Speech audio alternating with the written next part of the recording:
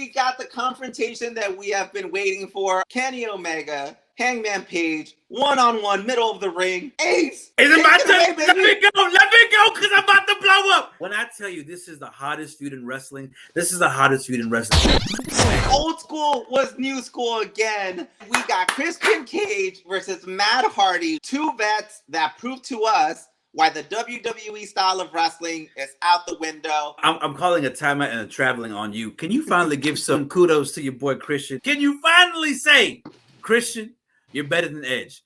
Please! That's so stupid! We love the way Darby wrestles, right? He legitimately uses his body as a weapon. He threw himself on top of a coffin. Yeah. Darby threw himself on top of a coffin. Yeah, and was that needed? No, but damn, was that a good spot.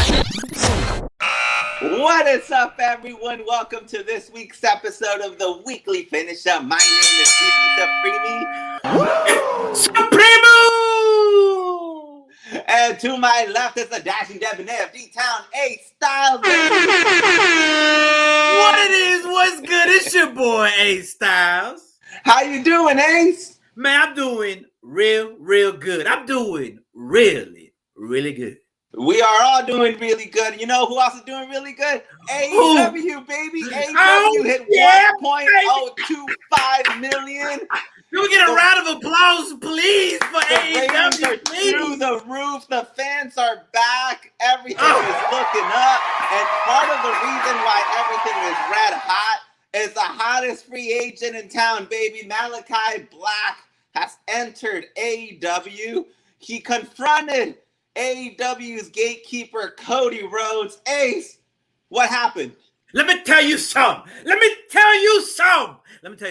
Before I even say that, I love how we start off this show. It's so goddamn good. But anyways, let me tell you something. The hottest free agent, Malakai Black, a.k.a. Tommy N, coming from NXT, coming from Friday Night SmackDown. The man is the hottest free agent, and he comes back, and he challenges the man he is, Cody Rhodes.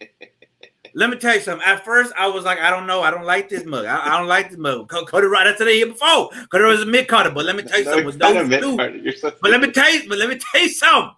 When they came in that ring, the electricity in the air was palpable. When I saw that on my screen, I even got goosebumps. Why? Because the visual representation of black and white, Cody the babyface, Malakai Black coming in and disrupt the world of AEW. Boy, if that's not good booking, I don't know what is. Not only that, when Cody came out, he went straight to the announcer's table. It felt like we've heard Tony Khan say he was an old Nitro fan. It felt like a Nitro episode. Oh, yeah. Going over to the booth and grabbing the microphone and demanding someone come out. And then he went out to the ring. Another juxtaposition. Cody is the white hot baby face. Yeah. Aleister Black is dressed in black. Yeah. But yet, Cody is the one that's angry. Cody is the one that can't control his emotions. And Aleister Black is calm. He's collected. And this is the type of villains that we write. These are the type of heels that we write in AEW. When he challenged Aleister Black, he said, I'm glad you... What was the quote? He said, I'm glad you called me. Yeah. What was the quote? Remind me of the quote. Whatever the quote was, he accepted the challenge. And he went in. Yeah. And let me tell you something right now, and I'm glad you brought it back up to Nitro, because that whole moment right there felt something out of the old school era. And we talk about this all the time, right? AEW brings passion back to us, and this entire feud has rejuvenated my passion into rivalries. You have Tommy N, who has high expectations. And we said it here before. Cody Rhodes is the gatekeeper when it comes to these news guys. Everybody wants to go over on Cody Rhodes. Why? Because Jericho had to go through Cody. Exactly. Shawn Spears had to go through Cody. MJF had to go through Cody. He's the gatekeeper. He is the measuring stick, and I will keep it real. He is the John Cena when it comes to AEW. You have to go against John Cena to be making WWE. You have to go to Cody Rhodes to go against AEW. But here's the situation, though. We talk about the scene. We talk about how amazing this situation was, the brawl and everything. But we have high expectations for Malakai Black. And my thing is, we've only seen him wrestle really great when it came to NXT. His run in SmackDown wasn't so hot. So he has big expectations to fill. And even Jim Ross himself said it on Busted Open. He said, I looked at Malakai Black and I said, yo, we are all looking at you to see what you can bring to the table. We don't want you to be a boy in the back. We want you to step up and make a name for yourself. The question is, can Malakai Black get it done in the ring? I don't know. I don't question his in-ring ability. I think he has the presence, man. And I think so too. You don't have a better starting point than that. To me, we talk about the white and black juxtaposition here. Yeah. To me, it's like a representation to the crowd that our baby faces and our heels, we're not going to stick to the usual routine. Everything is gray around here. In fact, Cody got a few boos and Aleister Black got a lot of cheers. Yeah, It felt like 1997 all over again. Yeah. I thought that was cool. In terms of debuts, where do you rank this, Ace? I think it's better than Andrade right now, and this everything you just said is what I love. The way you broke it down was perfect, and I say this because what you said is right. Because when it comes to Andrade hasn't really done so. We talked about this a couple weeks ago. What are you doing, Andrade? We talked about it a couple weeks ago. His match very lukewarm, didn't prove us anything, and then we look at Aleister Black, and it's a whole different scenario dynamic against Cody Rhodes. I think you're right. The hottest debut since John Moxley. The crowd is going hot for him, and again, that's a presence, man. That's a big dude. Yeah, he's money, like our boy Booker T said. He's money. He's money, and he is. Big expectations to fill. We'll see if he can do it. I'm very excited for this feud. AEW is white hot. Tommy End is white hot. I'm excited. I'm excited too, and we kept the crowd going, baby. Hangman finally challenged Kenny Omega this week. Hangman Page came out to a roaring crowd again. And we got the confrontation that we have been waiting for all along. Kenny Omega, Hangman Page, one-on-one, middle of the ring. Ace! Is it my turn? Let me go, because I'm about to blow up.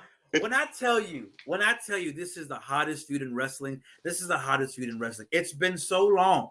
And we've talked about this probably before, but we are now in this moment where we are now here embarking on this journey. It's like going to the bookstore and you just find out a new chapter, a new manga, a new comic book has just come out. Why? Has just arrived. And why? Because we have been brooding, we have been waiting, we have been salivating at the confrontation of these two former best friends going at it, and we got it. And I tell you why. It's been a long, long time since we've had a main event feud. It's been a long time since we've able to sink our teeth in a main event feud. And this is why I say this is such a great feud, because there's so much in here we can break down. But even besides that, look at the psychological warfare going on. Look at how Hangman Page is arguably becoming the most over babyface we've had in a long time. The way I look at it, this man can become a Daniel Bryan. This man can become a next CM Punk. This man is bigger than Daniel Bryan. Whoa! Okay, here's the thing. Hangman Page has everyone eating out of his palm. Daniel Bryan, as much as I love Daniel Bryan, he doesn't have a personality, man. Like he doesn't. He doesn't. All right. Hangman Page has a charm to him that everyone, if your mom watches the show, she's like, I'm rooting for that cowboy. Families are rooting for the cowboy. He has a lovability. And the Dark Order helps because they're lovable too. It's like a whole different dynamic. This honestly felt like such a Nitro Raw, like back in the 90s type of feud where you have people that you just love. And I think Hangman Page is that person. My mouth, I don't know if y'all saw me. I'm blown away. No. Okay, I'm blown away. No one was charmed by CM Punk. We were just rooting for like the new guy that was taking over like the Attitude Era. No one was saying, oh, Daniel Bryan is so lovable. No, we wanted justice. That's what we wanted for Daniel Bryan. This time, we love this guy. It's so different, man. Oh, man. Oh, man. This man just blew my mind. And I'll tell you why. Because he's right. And I never put two and two together until now, but my God almighty, Kenny Omega and Hangman Page, he's so right. And so It's hard to, like, that's what they did with Roman. That's what they did with John Cena. That's what they do with people. Like, you want to book a good guy. And it's hard. I don't think people realize how hard it is. Every actor that they ever interview, they say it's easier to play a bad person. Every wrestler they interview say it's better to play a heel. It's hard to get a genuine good guy. There's this thread on Twitter that talks about his whole psychological journey to here. And I think that matters. I think we're invested in our cowboy. He calls himself an anxious millennial cowboy. We can relate to him. We're all him. We're all a little insecure. We're all a little worried about where we're going in our future. And he represents us. Man, you like everything, don't you? I'm speechless right now. I can't, when I tell you this man just blew my mind, this man, because I never understood, I never put two and two together, but he's so right. Because listen to me, when we cheered for Daniel Bryan, what we cheered for? We wanted justice. We wanted justice. Yeah, it wasn't for Daniel Bryan. No. It was because we wanted a guy to finally stick it to the man. The guy that deserves it should get the spot. That's what we wanted. Justice. Exactly. Yeah. And the same thing with CM Punk. But this is the first, and it's so crazy because it's almost like WWE spin it and said, "Oh, this is the first organic guy because the guys were behind him." Bull.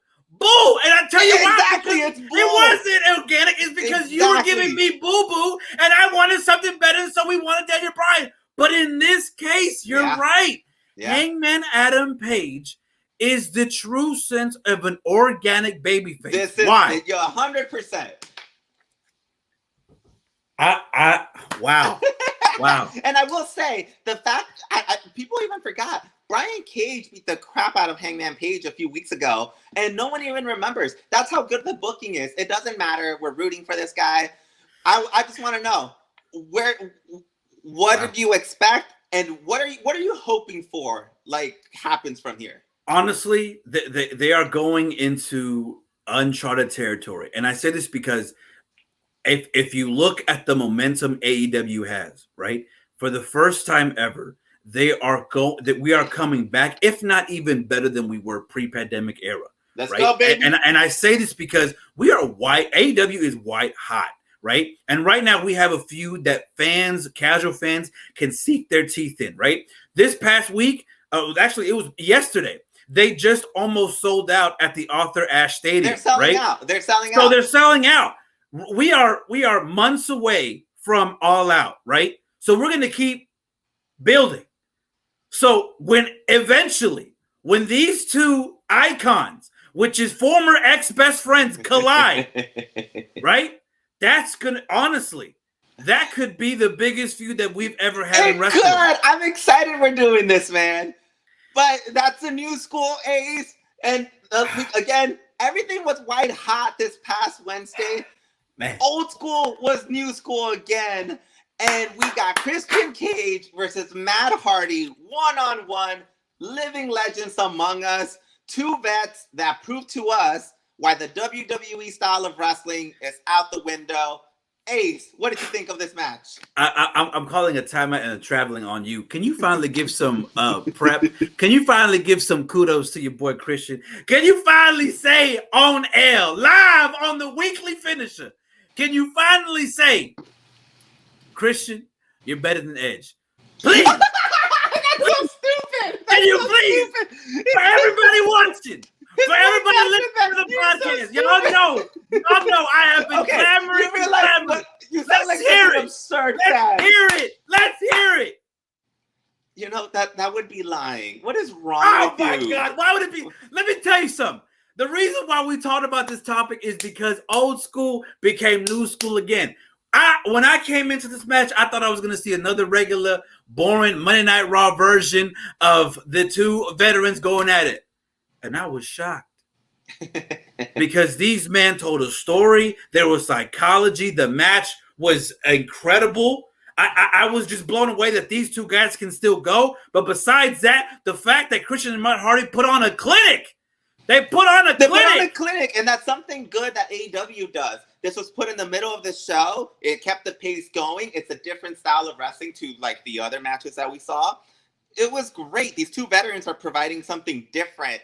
And I don't even know if wins and losses matter when it comes to legends like them, because you can stick them anywhere on the card and it works. Yeah.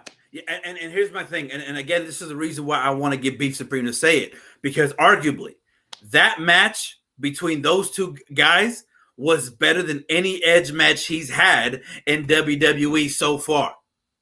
What are you talking about? And so I'm telling you, I just want to, before you realize, Chris, I don't want to keep comparing them because I don't think it's fair to them. It's really not fair. Because you never compare Matt Hardy to Jeff Hardy. It's really not fair. Matt Hardy will never beat Jeff Hardy, and Christian will never beat Edge. Those guys are literally like miles, legendary feuds against John Cena, against Triple H. Like, it doesn't compare. So I think it's unfair to compare these guys to like their tag team. But I'm not talking about as a whole. I'm talking about since their comeback. Well, one headline WrestleMania. So regardless. Oh, come on! No. Regardless, I think Christian carried this match. He did excellent. But I want to know, Christian was lifted at the end of the match by Luchasaurus, and I saw some jealousy from Jungle Boy. I was talking about this during the show with my wife, and I was thinking, do you need buddies in AEW? There's so many factions. Does Christian need some buddies? Here's the thing, and I'm glad you brought this up because I saw that too, right? And JR picked on it too when he was on commentary. He said there's a very stern look. There's a very analytical look when Jungle Boy saw Christian being hoisted up. He didn't like that. I don't think he liked that. And I think the reason why is because Jungle Boy saw that, damn, Christian is damn good. What if Christian went against Kenny Omega? What if Christian was the one to go against Kenny Omega? What if he won? What if he actually beat Kenny Omega? You forget, Jungle Boy's still young in the game. And so when he sees Christian going out there, he's not a man, he's a boy. He is. So when you see him, when he sees a clinic of a match like that, and he now sees us, now he goes out there and he sees the reception that Christian got, man, that probably might have just messed him up a little bit. You read it differently. I don't think that's why. Jungle Boy got a Metzler 5-star rating on his match. 6-star. I don't think he cares about a random Christian match on the middle of a show. Jungle Boy got us himself 6 stars. I think he was jealous that he might lose his buddies. Jungle Boy is Luchasaurus' main buddy. And Christian, he has a record of not being exactly the most friendly guy. So I think you're both wrong. Oh my God. Oh! Jungle Boy and Christian and Luchasaurus, they're all friends. It's all good. There's no turmoil here. We're running a show. There has to be turmoil. What are we doing? Well, let's see. Comments. Everybody who's watching the show, let us know. Whose side do you pick? Do you pick a producer? Do you pick A Styles? Or do you pick Beef Supreme? Because it's a situation. I see it as him not liking it. I see Beef Supreme sees it one way, and our producer sees another way. We'll see. Let us know in the comments who's right, who you leaning towards. Let us know. But again, you need buddies in AEW, but apparently Brian Cage no longer has them. Team Taz has split, Ace. Team Taz has split. Apparently Team Taz got together and they decided, screw this guy. We don't like Brian Cage. So Brian Cage is now forced to maybe be a babyface. What do you make of this? Can we just give it a round of applause for my co-host doing that seamlessly beautiful transition, by the way. What an amazing guy, ladies and gentlemen. But I got in trouble for my transition, so thank you. You did a great job. Let me tell you something right now. Boy, was that match hot. I even thinking about it makes me get pumped because we have been waiting for this, right? We've been waiting. They've been brooding, they've been building, and we got it, right? And Team Taz, your boy Hook, which by the way, apparently all the ladies love, and now we got my hookers, baby. Yes, all the hookers, which actually is a hashtag. I just found that out yesterday. It's a very interesting hashtag. Anyways, the point is, can Brian Cage be a babyface? Because the city of Austin was not liking Brian Cage. No, they weren't. And I don't know if it was JR. Someone said that he might be from Austin. So I don't know if that's the reason why, but Ricky Starks was getting some red hot, ovations. My goodness. He was over. He was over. Now, they are coming to Dallas next week. It may be a different story. But his situation, though, Ricky got over big, right? That was a sold-out crowd. There was almost 8,000. It felt like 50,000 people in that arena. And those people were chanting for Ricky Starks. And we've said it here first. You've heard it here. We've all claimed the rewards and everything else about Ricky Starks, but we haven't really talked much about Brian Cage. Brian Cage has a lot to fill in. Why? Because he is branching out. Team Taz is huge. FTW is a great faction. What happens when Brian Cage goes by himself? I, for one, don't think Brian Cage has it. Oh, really? Might I remind you, this man used to be the face of Impact Wrestling. Oh my God. This man was the hottest free agent when he came in. And he has a great look, man. He looks very Wolverine. He looks badass. But you're right. I don't know how much, and actually, I don't know how much the crowd is going to support him. And I don't know how much Ricky is going to be able to, I don't know. I can't tell who's a babyface here, so I'm confused all around, man. And this is what I'm talking about, right? We look at Ricky Starks, and we've even on this show we've compared him to The Rock, right? Even last week, right? He took a dig at Brian Cage's wife, and he got a pop. He got a pop, and I'm sorry, that reminded me back when The Rock used to make fun of these guys and talking about their strudel and talking about all these things. I'm telling you, it feels like late '90s wrestling again. And that's what I'm saying. I feel like Brian Cage is still trying to fit that cookie cutter mold of what broke him in the business. But I'm telling you, in AEW, there's so many people firing in all cylinders, and you're right. This is why I think Brian Cage needs to change it up. You think he needs to step up his game? He does, because I'm telling you right now, Ricky Starks is going to beat him. You know what? I'm okay with that, especially because I want to see Brian Cage succeed. I think he has all the tools, and I think if he steps it up, it'll be great. Yeah. I think, like we said, it feels like 90s wrestling all over again. Yeah. And another person that's making us feel like it's the 90s all over again, Mr. Darby Allin. The main event himself. Darby Allin killed it in a coffin match this week. My goodness. Mr. A million views per week. Man. This man went out there and delivered a great match against Ethan Page. The first ever coffin match in AEW history. Ace, thoughts? Darby Allin is even the audience agrees, ladies and gentlemen. Darby Allin is a draw. And I'll tell you why. Because every time that man main events, a millionaire he is. Okay? Darby Allin is the first homegrown AEW star that I've seen. He's going to be in Jackass. He's going to be in Jackass. I just want to point out, I think it's been disputed, so I can't confirm that. But yes, he might be. There you go. Okay, we don't know yet. We don't know yet. The point is, that man is going global. You saw him with Tony Hawk. That man just draws, man. And let me tell you something.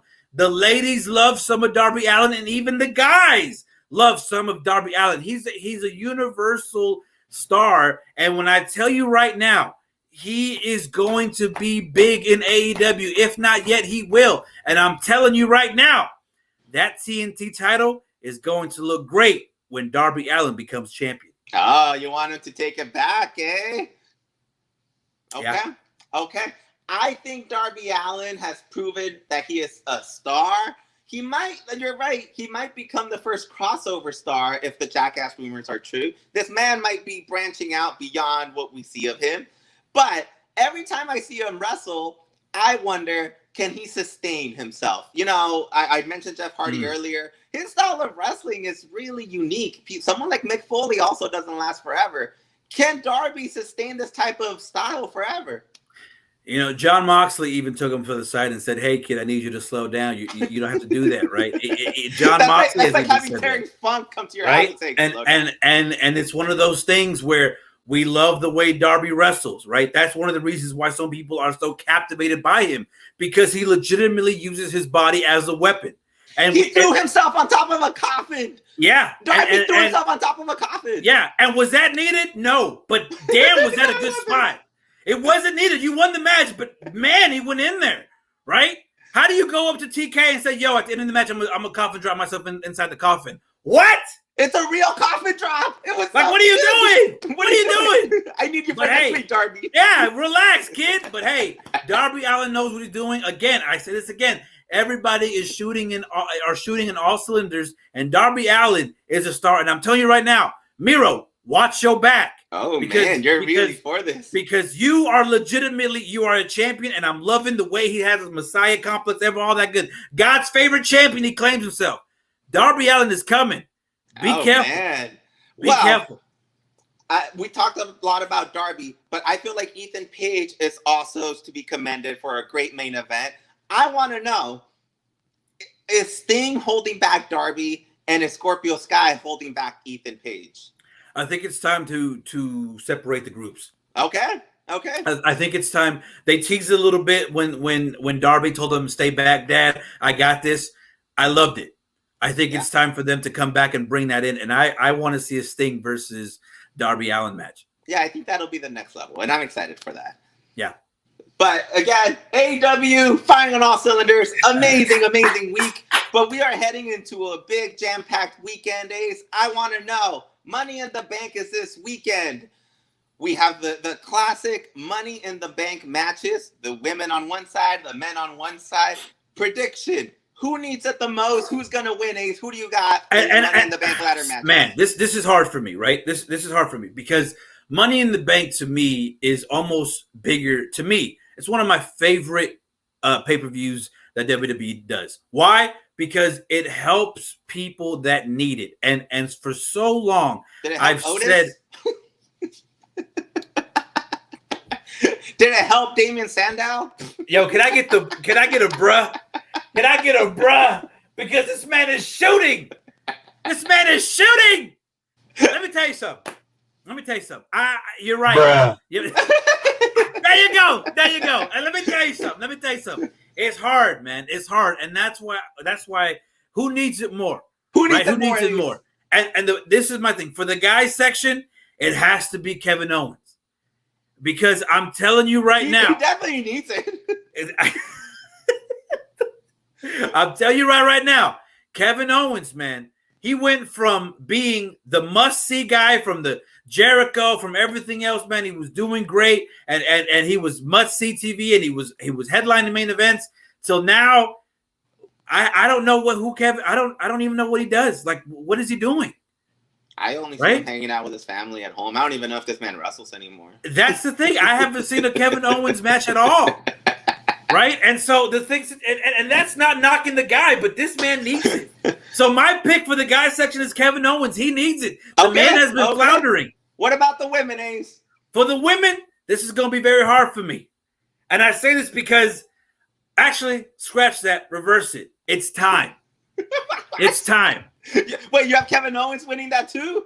No, I have Naomi winning that Money in the Bank title match. There is nobody. We're getting a comeback, baby. There is nobody in that women's locker room that deserves it more than Naomi. And I tell you why.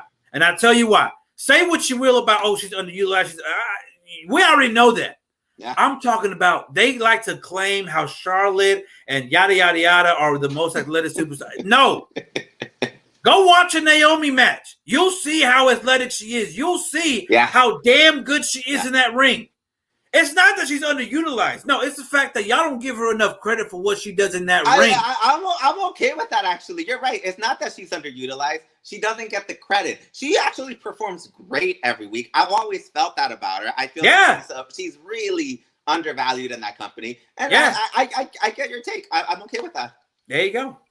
Well, on my end, I think Kevin Owens needs it, but I don't have time for Kevin Owens. I think Seth Rollins actually needs this to main event himself, to propel himself to a main event spot again. So I'm going to go with Seth Rollins, and then I'm going to go with Alexa Bliss with the women. The truth is, I feel like there's no cohesive storyline with the women right now, and that's a shame. So I feel like Alexa Bliss is the one that has invested a lot in her story. Let's pay it off. Let's give her a win. The crowd is going to come back. I think I go with her. Okay, I like that. I like that a lot. Good stuff, man. Good stuff, baby. And that leads us to the question of the week, Ace.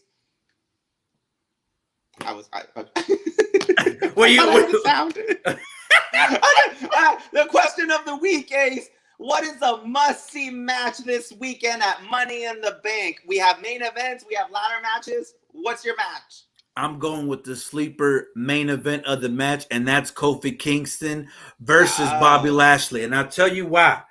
We have been sleeping on this match. Why? Because Kofi Kingston, Kofi Mania, we were all rooting again now that Beef Supreme broke my mind because we wanted justice. We wanted justice. Well, guess what? Here we go again. We can get Kofi Kingston a 2-time champion. That man was out there barring with MVP, barring with Bobby Lashley. It is time for Kofi Kingston to come back and reign supreme. And that match is going to be great.